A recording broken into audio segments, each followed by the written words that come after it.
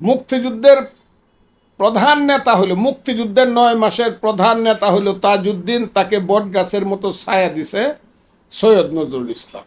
কাজেই আজকের প্রেক্ষাপটে তাজউদ্দিন আহমদ সেইখানে সোহেল তাজউদ্দিন সাহেবের ছেলে হিসাবে, হ্যাঁ, তাজউদ্দিন সাহেবের সততাটাও ধরে রাখছে, তাজউদ্দিন সাহেবের অনেকটা সাহসিকতা সে ধরে রাখছে, কিন্তু হিদ নট তাজউদ্দিন আহমদ।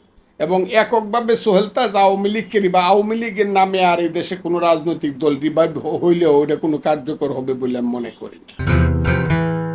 প্রেসিডেন্ট চুপ্পুকে অপসারণ নিয়ে আপনার মন্তব্য কি? তো অনেকে এটা it's a gone case, now it's a gone case, আবার বলো now it's a gone case, এটা উত্তর দিতে হবে কেন? তো অনেক এই পরীক্ষা তো আগে হয়ে গেছে, কাজে সুপুর পরীক্ষার প্রশ্ন উত্তর তো আমি লিখবো না এখন, কারণ এটা তো হয়ে গেছে 1 মাস আগে, এটা তো সবাই দেখছে এটার পরীক্ষার রেজাল্ট কি। এখন আবার নতুন করে সুপুর প্রশ্ন উত্তর দিতে হবে কেন? এই চুপ্পুর কাছে তো পরশুদিনও তারা শপথ নিছে, যে চুপ্পুকে সরানোর জন্য ওয়াল ভাঙছে, রাত্রে ঘেরাও করছে, কত কথা কইছে। কালকে ওই দিনকে তো ওই যে আমাদের যে মেন্টর বলে, মেন্টর না তারে কি কয়, মাস্টার মাইন্ড ছেলেটি, ও তো নিজেই শপথ নিছে। ওর আর এটা কোয়ার মুখ আছে যে চুপ্পু থাকবে না, তাইলেও তার শপথ থাকে না। আর শপথ না থাকলে একদিন যে সে মন্ত্রী কথাটা কইতেছে তার তো বিচার হবে। শপথ ছাড়া তো মন্ত্রিত্ব চালাইতে পারে না, এটা অবৈধ। সংবিধান সংশোধনের বিষয়ে আপনার মতামত কি? সংবিধানে সারা জীবনই সংশোধন হবে, অনন্তকাল, রোজ কিয়ামত পর্যন্ত। মানুষের প্রয়োজনের সাথে সাথে সংবিধান, যুগের প্রয়োজনে সংবিধান, অবস্থা মানে জেনারেশনের প্রয়োজনে সংবিধান। আরে আমার দাদা কলের গানই দেখে নাই, আমার বাবা কলের গান শুনছে, নাই আরে নাই বেদাম শুনিয়া, আমি শুনছি ক্যাসেট প্লেয়ার। আর আমার ছেলে যে কি শুনে এটা তো দেখেন, তার ছেলে কি শুনবে, এতে কি হলো? সংবিধান তো সংশোধন হইতে পারে। আমি তো সংবিধান সংশোধন, এবং সেই সংবিধান কিভাবে সংশোধন হবে সেটা আমাদের দল বিএনপি 31 দফা এবং যেটাকে সারা বাংলাদেশ সমর্থন করছে, এর মধ্যে দিয়ে দিছে। এর বাইরে কি সংবিধান সংশোধন হইতে পারে? জাতীয় পার্টি নিষিদ্ধের বিষয়ে আপনার মতামত কি? আমি এত ছোট মানুষ না যে জাতীয় পার্টির ব্যাপারে আমি আর উত্তর দেবো। আমি একদিন আর জাতীয় পার্টির কারণ জাতীয় পার্টি নিয়ে আমার উত্তর দেওয়ার মতো লেভেল আমার না। আমি ছোট না বড় সেটা বললাম না, কিন্তু জাতীয় পার্টি নিয়ে উত্তর দেওয়ার মতো আমার লেভেল না। হাসিনা কি আর ফিরবে বলে মনে করেন? মাস্ট নট, শুড নট এবং নেভার।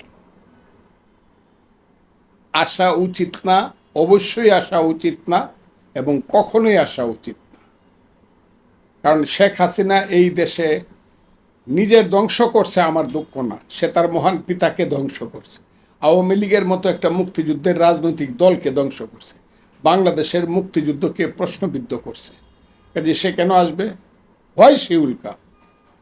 সে এবং তার সাথে যারা ছিল সেই সব হাইব্রিডের বাচ্চারা, কেউ জেল খাটবে, কেউ বিদেশে থাকবে, আর কেউ পালায়ে বেড়াবে। কিন্তু আমার আওয়ামী লীগের সব নেতাকর্মী যারা এখনও গ্রামে গঞ্জে আছে, যারা কোনোদিনই একটা পাপ করে নাই, একটা অন্যায় করে নাই, তাদের ব্যাপারে আমার এই কথা না। খালি আওয়ামী লীগ করছে বলে অপরাধী হয়ে যাবে এটা আমি মনে করি না। যদি কেউ অপরাধ না করে থাকে, আওয়ামী লীগ করলে অপরাধী হবে না। এর জন্য আমাকে একজনে 10টা গালি দিতে পারে, ও আওয়ামী লীগের দালাল। আওয়ামী লীগের ভালো মানুষ যদি কেউ থাকে, কেউ অপরাধ না করে থাকে, আমি তার ব্যাপারে আমি কোনো চাই না। আমি চাই সে এই সমাজে বাঁচুক, তার মর্যাদা নিয়ে, যদি সে কোনো দোষ না করে। আর যদি ওই হাসিনা মার্কা, ওই যে হাইব্রিড মার্কা হয়ে থাকে, যারা দেশটাকে লুণ্ঠন করছে, ধর্ষণ করছে, যারা শেষ করছে, রক্তাক্ত করছে, 2000 মানুষ মারছে, হাজার হাজার মানুষকে আহত করছে, দেশ শুড নট ডু পলিটিক্স, এবং তাদেরকে পলিটিক্স করতে দেওয়া উচিত না, আমি মনে করি। কিন্তু নির্দোষ মানুষ, তাকে অনার্থক দোষীর খাতায় ফেললে পরে আল্লাহ কিন্তু আমাদের নামে মানে ব্ল্যাক লিস্টে ফেলায় দিব, ওই হাসিনার মতো। সোহেল তাজের মাধ্যমে আওয়ামী লীগ পুনর্বাসিত হতে যাচ্ছে, এটাকে কিভাবে দেখছেন? সোহেল তাজ আমার অনুজ প্রতিম, আমার ছোট ভাইয়ের মতো। ওকে আমি কোলে নিছি, ওর মনে নাই, ওকে আমি কুলে নিছি। ওর বাসায় যখন গেছি, ও তখন ক্লাস 2-2 পরে, এগুলো কুলে নিছি। তার সম্পর্কে আমার বিশ্লেষণটা হলো এইরকম he is not a methodical politician. যেমন তাজউদ্দিন সাহেব 43 সন থেকে পলিটিক্স শুরু করছে, যখন তার বয়স ছিল 18 বছর। তাজউদ্দিন সাহেবের জন্ম হল 1925 সালে, 43 বছর বয়সে পলিটিক্স শুরু করছে। এই তাজউদ্দিন সাহেব যে মেথডিক্যাল পলিটিক্স শুরু করছিল, সেই তাজউদ্দিন সাহেব তৎকালীন আজকের এই চোরচুট্টাদের যুবলীগ না, 46, 47, 47, 49, 50-এর যুবলীগ, যার নেতা ছিল তাজউদ্দিন আহমদ, ওলি আহাদ, নুরুল হুদা কাদের বক্স, মোহাম্মদ তোহা, এই শ্রেণীর কিছু বাম এবং রেডিক্যালপন্থী ছেলেরা, সেই তাজউদ্দিন আহমদ, যে তাজউদ্দিন আহমদ আওয়ামী লীগ গঠন করার সময়ে সম্পাদক মণ্ডলীর গুরুত্বপূর্ণ সদস্য ছিলেন, সেই তাজউদ্দিন আহমদ পরবর্তী সময়ে আওয়ামী লীগের জেনারেল সেক্রেটারি ছিলেন। সেই তাজউদ্দিন আহমদ 70 সনে যিনি আওয়ামী লীগের নির্বাচনী ম্যানিফেস্টো লিখেছিলেন, এটাই আওয়ামী লীগ, এটাই বঙ্গবন্ধুর আওয়ামী লীগ, এখন এই চোরচোট্টাদের আওয়ামী লীগ না। সেই তাজউদ্দিন আহমদ,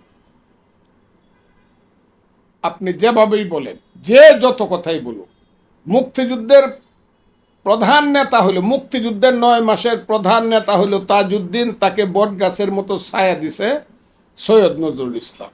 আর যুদ্ধের নেতা হইল জেনারেল এম.এ.জি. উসমানী, তখন কর্নেল এম.এ.জি. উসমানীর নেতৃত্বে এক মেজর জিয়া, যে স্বাধীনতার ঘোষণা দিয়েছিলেন। অনেকে বলে বঙ্গবন্ধুর নামে, আমিও তাই শুনেছি, অন্যটা আমি শুনি নাই।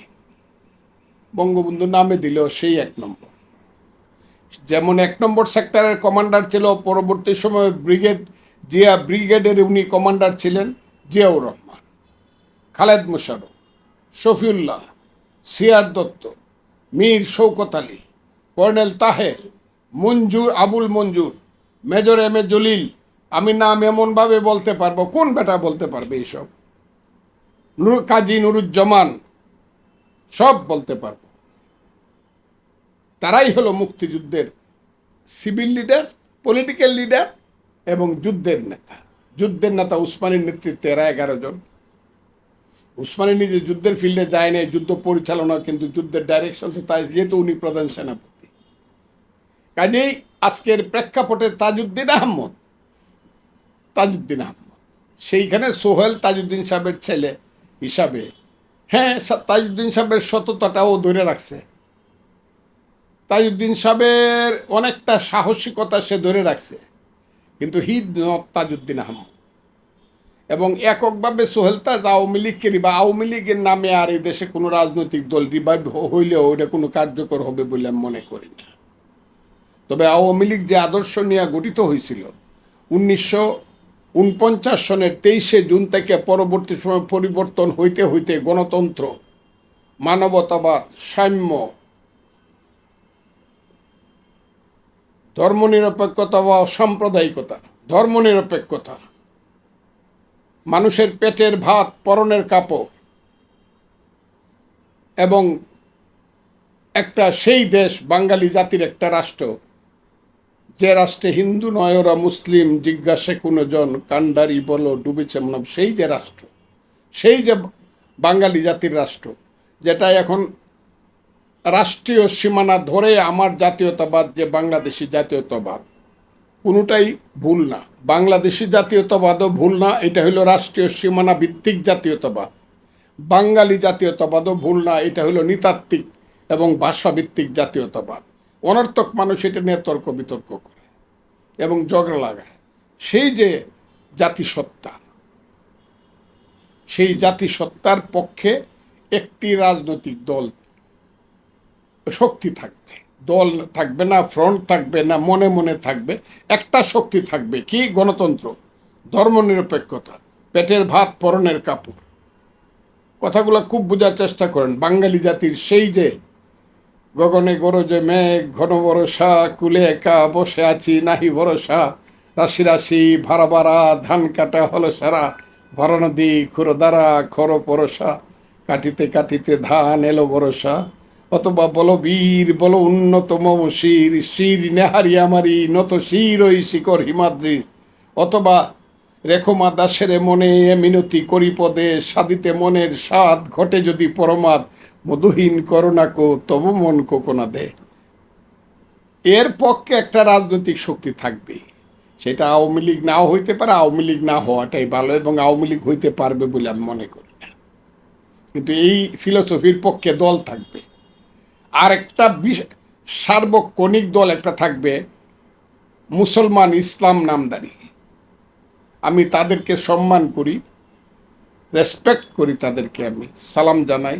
এই একটা দল থাকবে ধর্মের নামদারি।